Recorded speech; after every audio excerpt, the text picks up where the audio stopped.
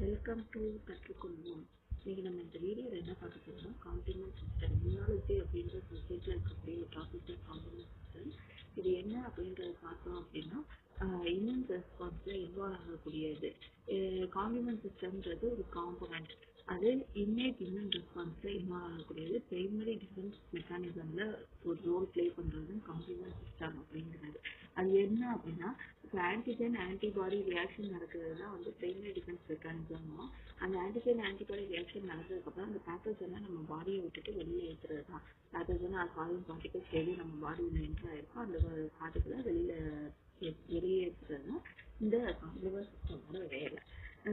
இது வந்து என்ன அப்படின்னா, ஒரு சீரீஸ் ஆஃப் ப்ரோட்டீன்னா நிறைய ப்ரோட்டீன்ஸ் வரிசையாக அடுத்தடுத்து இருக்கக்கூடிய ப்ரோட்டீன்ஸ் எல்லாம் சேர்ந்ததான் காம்ப்ளிமெண்ட் சிஸ்டம். இது லிவர்ல தான் ப்ரொடியூஸ் ஆகுது, பிளட் ஸ்ட்ரீம்ல இன்ஆக்டிவா இருக்கும். எப்ப ஆக்டிவேஷன் நடக்கும் அப்படின்னா, அதாவது பிளட் ஸ்ட்ரீம்ல சும்மா சுத்திக்கிட்டு இருக்கும். இது எப்ப ஆக்டிவேட் ஆகும் அப்படின்னா, உள்ள ஏதாவது ஒரு ஃபாரின் பார்ட்டிகல் என்டர் ஆச்சு அப்படிங்கிற இந்த ப்ரோட்டீன் வந்துட்டு உடனே ஃபர்ஸ்ட் ப்ரோட்டீன் ஆக்டிவேட் ஆகி போய் அந்த பேத்தோஜனோட அட்டாச் ஆகிட்டு அடுத்த ப்ரோட்டீனை ஆக்டிவேட் பண்ணும். அது போயிட்டு அந்த ஃபர்ஸ்ட் ப்ரோட்டீனோட அட்டாச் ஆகி அடுத்த ப்ரோட்டீனை ஆக்டிவேட் பண்ணும். இந்த மாதிரி நடக்கிற ரியாக்ஷன், ப்ரோட்டீன் என்சைம் எல்லாம் ஒன்று தானே, இந்த மாதிரி என்சைமேட்டிக் ரியாக்ஷன் இது வந்து ஒரு ப்ரோட்டீனை அந்த ப்ரோட்டீனாவுமே இருந்து எக்ஸைமா அடுத்த ப்ரோட்டீனை ஆக்டிவேட் பண்ணுதுல. ஸோ இந்த மாதிரி நடக்கிறத வந்து கேஸ்கேட் ஆஃப் என்சைமேட்டிக் ரியாக்ஷன். இந்த கேஸ்கேட் ரியாக்ஷன் வந்துட்டு இதுதான் நடக்கும்.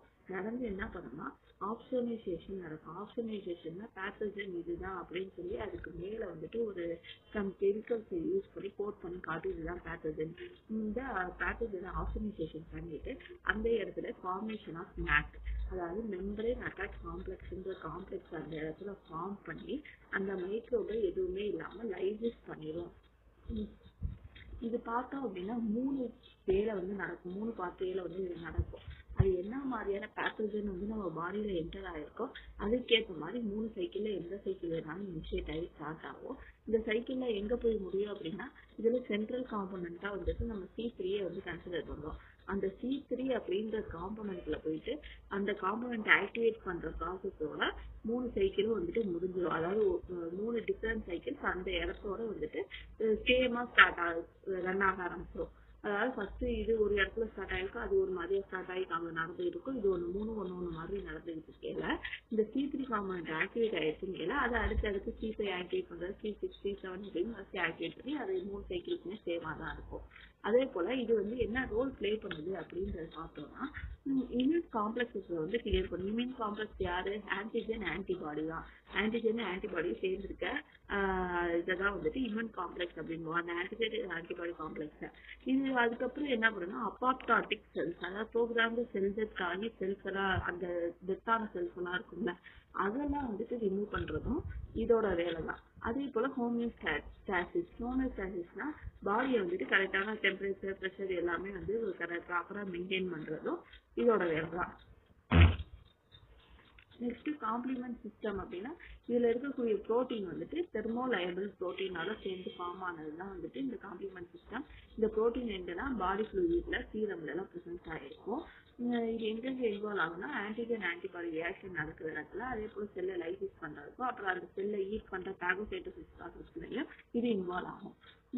இதை வந்து நம்ம எப்படி ரெப்ரசென்ட் பண்ணுவோம்னா கேபிட்டல் C அப்படின்ற ஒரு லெட்டர் யூஸ் பண்ணி ரெப்ரசென்ட் பண்ணுவோம்.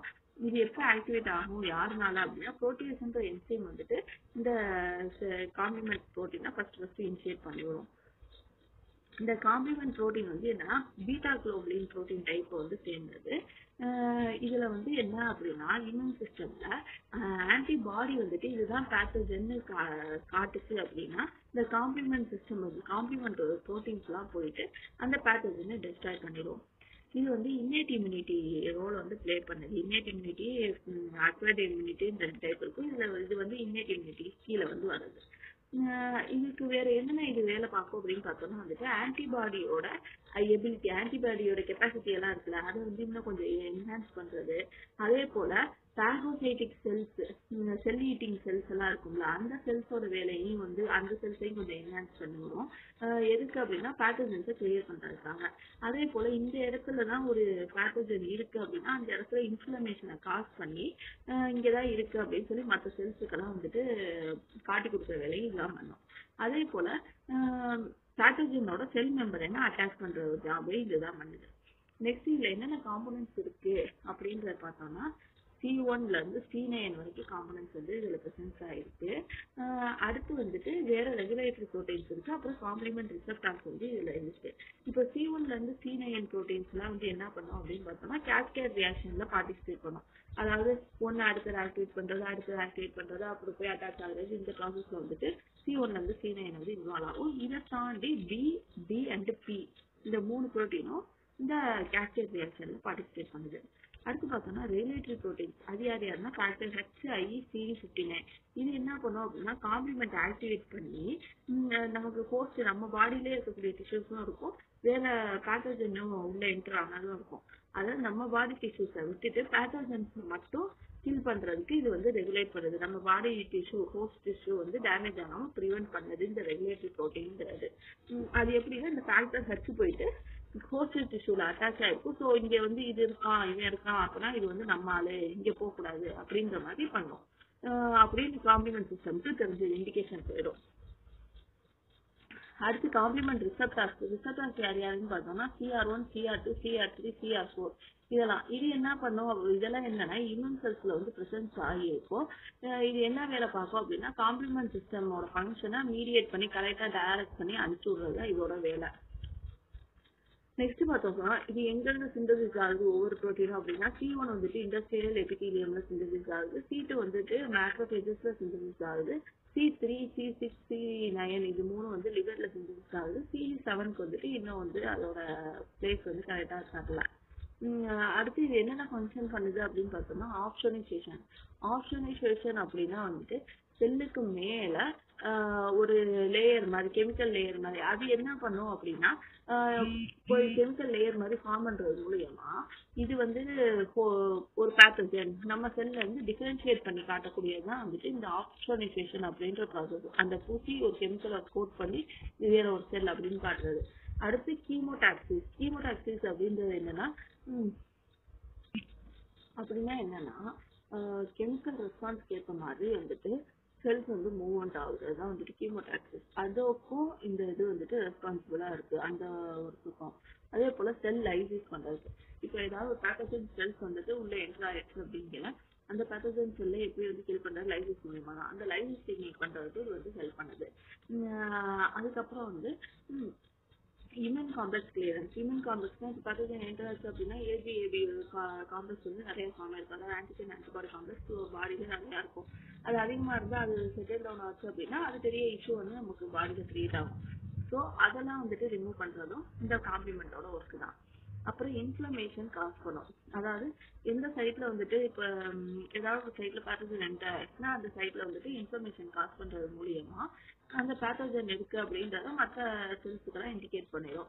அதே போல பெர்மியபிலிட்டி செல் மெம்பரேன் வழியா அதாவது மைக்ரோப்ஸ் என்டர் ஆயிருக்குல அந்த மைக்ரோப்ஸோட செல் மெம்பரேனை பெர்மியபிளா மாற்றி அது உள்ள வந்துட்டு எந்த வாட்டர் இன் அண்ட் அவுட் ஆக்கி அந்த செல்லை வந்து லைசிஸ் பண்ண ஹெல்ப் பண்ணுது. அப்படி பாகோசைட்டோசிஸ்ங்கிறது செல் எடிங் இந்த டெக்னிக்கும் இது வந்துட்டு ஹெல்ப் பண்ணுது.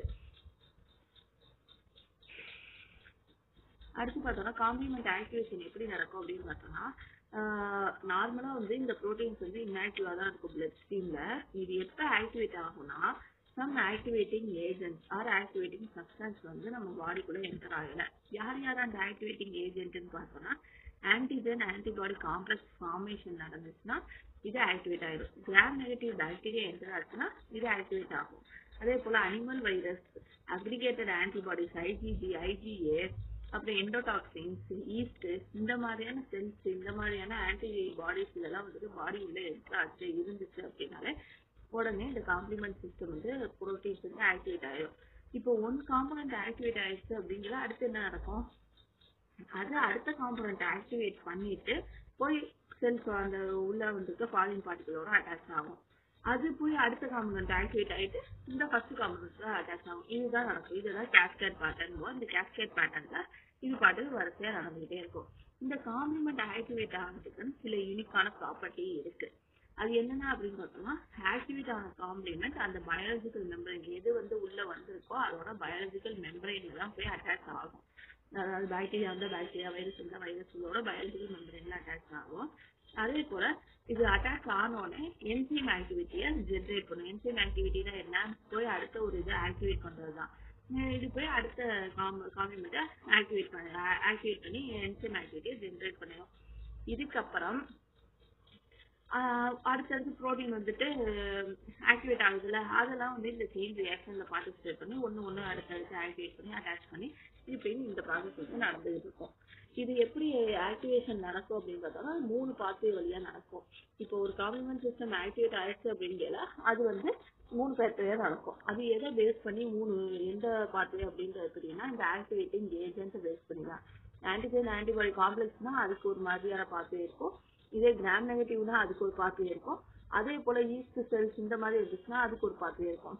இதுதான் 3 என்னென்ன அப்படின்னா, classical pathway, alternate pathway, legging pathway அப்படின்னு 3 டிஃபரெண்ட் பாத்வே இருக்கு. இந்த பாத்வே அப்படின்ற இதை பத்தி இந்த 3 டிஃபரெண்ட் பாத்வே தனித்தனி வீடியோவா அடுத்த வீடியோல நம்ம பார்க்கலாம். இந்த காம்ப்ளிமெண்ட் சிஸ்டம்ல உங்களுக்கு எதுவும் டவுட் இருந்துச்சு அப்படின்னா கமெண்ட்ல போடுங்க, நான் ரிப்ளை கொடுக்குறேன். அதே போல இந்த வீடியோ உங்களுக்கு பிடிச்சிருந்தா லைக் பண்ணுங்க. காம்ப்ளிமெண்ட் சிஸ்டம்ல உங்க ஃப்ரெண்ட்ஸ்க்கு யாருக்கும் டவுட் இருந்துச்சுன்னா அவங்களுக்கு இதை ஷேர் பண்ணுங்க. அதே போல இந்த சேனலை சப்ஸ்கிரைப் பண்ணுங்க. இந்த மாதிரி இன்னும் நிறைய வீடியோஸ் பார்க்கலாம். தேங்க்யூ.